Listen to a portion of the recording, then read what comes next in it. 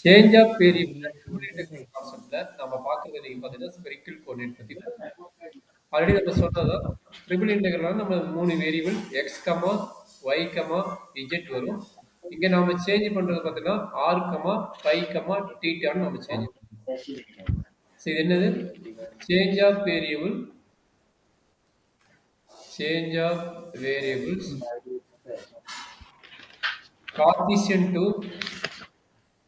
Cartesian coordinate to spherical coordinate. Cartesian coordinate to spherical coordinate.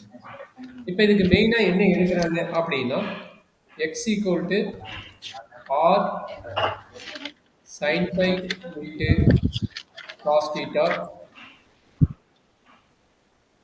y equal to r sin phi into sin theta, z equal to r cos phi.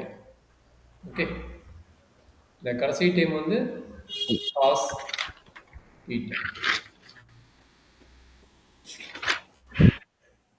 இது theta, by கிடையாது, இது theta.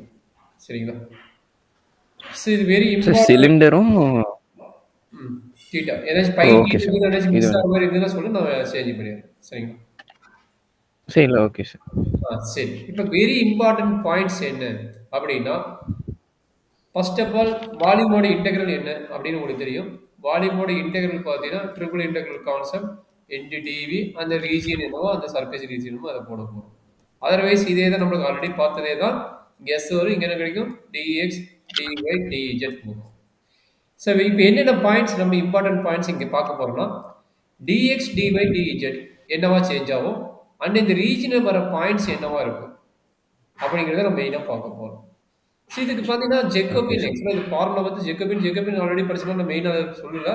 So Jacobian already நீங்கள் வந்து அந்த application of டெரிவேட்டிவ்ல நீங்கள் படிச்சிருப்பீங்க. அது second derivative second model first chapter. Second is அந்த சாப்டர் தான். அதாவது இது வந்து என்ன ஆகும்னா modulus of J into dr into d phi into d டீட்டான்னு ஆகும். இந்த ஜெக்கோபியன் இந்த டிஎக்ஸ் டோ எக்ஸ் டோ ஒய் டோ இச் இருக்குல்ல, இதை எடுத்து சிம்பிளிஃபை பண்ணுவாங்க. இதை எடுத்து சிம்பிளிஃபை பண்ணும்போது நம்மளுக்கு என்ன கிடைக்குன்னா டிஎக்ஸ் டிஒய் டிஇஜெட் ஜெக்கோபியனை கன்வெர்ட் பண்ணும்போது என்ன நடக்குதுன்னா r square into r square sin phi dr d phi d theta. அவ்வளவுதான் கண்ணு. இதுதான் நம்மளுக்கு டி பை டீட்டா. நான் பை டீட்டா மாற்றி எடுத்துக்கிறேன், அதை கேர்ஃபுல்லாக போட்டுக்கோங்க. நீங்கள் அதே மாதிரி போட்டாலும் சரி, நீங்கள் எந்த மாதிரி படிச்சுக்கிறீங்க நான் பையும் டீட்டாவும் மாற்றி போட்டுக்கிறேன். ஒரு சில புக்கில் பார்த்தீங்கன்னா டீட்டா இங்கே இருக்கும், பை இங்கே இருக்கும், இன்டர்சேஞ்ச் இருக்கும். நம்ம எப்படி எடுக்கணும் அதுக்கு அந்த மாதிரி மாற்றி போட்டுக்கணும், ஒன்றும் பிரச்சனை கிடையாது. சரிங்களா?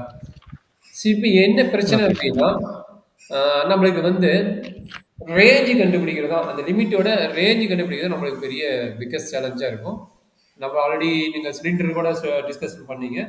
இப்போ நம்மளோட ரேஞ்சு, அதாவது லிமிட்டோட ரேஞ்சு இப்போ என்னது, இங்கே ஆறுனா இங்கே ஆரோட ரேஞ்ச் என்னவா இருக்கும், பைனா இங்கே பையோட ரேஞ்ச் என்னவா இருக்கும், டீட்டானா இங்கே டீட்டாவோட ரேஞ்ச் என்னவா இருக்கும். ஸோ அதுதான் ரொம்ப பிக்கஸ்ட் சேலஞ்சாக இருக்கும். அது ப்ராப்ளம் பார்த்ததும் சொல்ல முடியும். பட் சம் ஐடியா கொடுத்துக்கிறாங்க, அந்த ஐடியா வந்துட்டு நம்ம பார்த்துக்கிட்டு போகலாம். மேக்ஸிமம் அதே தான் வருமானம் எனக்கு தெரியாது, ப்ராப்ளம் பார்த்தா தான் சொல்ல முடியும். சம் ஐடியாஸ் கொடுத்துக்கிறாங்க, ஒரு 3 காலம் கொடுத்துக்கிறாங்க. அந்த 3 காலத்தை வச்சு நம்ம என்ன பார்த்துட்டு நம்ம அதை வந்து ரெஃபர் பண்ணி போட்டுக்கலாம்.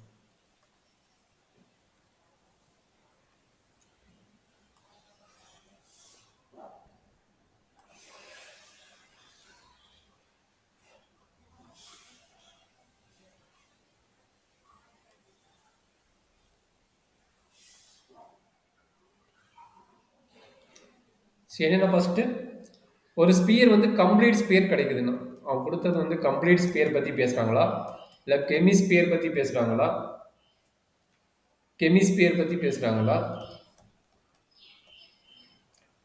ஆர் பாசிட்டிவ், அதாவது பாசிட்டிவ்னா ஃபர்ஸ்ட் குவார்டர் பற்றி பேசுகிறாங்களா. சரிங்களா? பாசிட்டிவ் ஆக்டன், ஆக்டன்னா உங்களுக்கு தெரியும் ஃபர்ஸ்ட் குவார்டர் தான். இங்கே வந்து 3Dக்கு வந்து ஆக்டன் சொல்லுவாங்க ஆஃப் த ஸ்பியர்.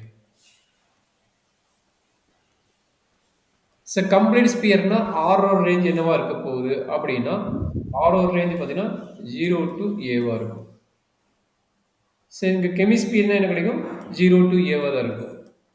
இது என்னவா இருக்க போகுது, ரேடியஸ் எப்பயுமே மாற போகிறதில்ல, எந்த இடத்துல ரேடியஸ் மாற போகிறதில்ல, அது 0 to ஏனா 0 to ஏ தான் இருக்கும். சரிங்களா? அண்டு தீட்டாவோட ரேஞ்ச் என்ன? தீட்டானா இங்க பை நோட் பண்ணிக்கிறேன். அப்ப பையோட ரேஞ்ச் என்னவா இருக்கு? 2வது டேர்ம் வந்து பை.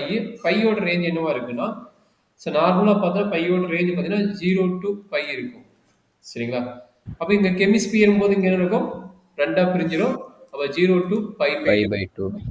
இதுவும் பாசிட்டிவ்னா அந்த ரைட் ஆங்கிள் சர்க்கிள் ரைட்னா ஃபர்ஸ்ட் குவாட்ரண்ட்னா அது 0 to பை பை 2 தான் இருக்கும். சரிங்களா? ஓகே. ஸோ அடுத்து பார்த்தீங்கன்னா தீட்டா. தீட்டாங்கிறது வந்து என்ன நடக்குன்னா 0 to 2 பை 2 கேஸுமே இருக்கும். 0 to 2 பை இதுக்கும் 0 to 2 பை கிடைக்கும். லாஸ்ட் ரிசல்ட்டுக்கு மட்டும் என்ன கிடைக்குன்னா 0 to பை பை 2. ஏன்னா இது வந்து இது உங்களுக்கு தெரியும். ஆக்டன் என்னது ஃபர்ஸ்ட் இப்போ 2Dல வந்து அது வந்து first quarter second quarter note பண்ணுவோம். இங்க 3Dல வந்து இந்த ஆக்டன் நோட் பண்ணுவோம். சரிங்களா? 3D கேஸ்னா அந்த ஃபர்ஸ்ட் இது இருக்குது இந்த பார்ட் மட்டும் தான். அப்ப இந்த பார்ட்ல மட்டும் வரும்போது எந்த வேல்யூ ஆங்கிள் இருந்தாலும் நம்மளுக்கு பை பை 2 கேஸ் தான் வரும். எந்த ஆங்கிள் இருந்தாலும் நம்மளுக்கு பை பை 2 கேஸ் தான் வரும். சரிங்களா? இதுதான் ஒரு பேசிக் ஐடியா. ஸ்பெரிக்கல் கோஆர்டினேட்ல தீட்டா எப்படி கண்டுபிடிக்கிறது பத்தி பார்த்துட்டோம். ஜெகோபியன் ஆல்ரெடி டிஸ்கஷன்ல நீங்க பண்ணனால அதனோட வேல்யூ டைரக்டா எழுதிக்கிறேன்.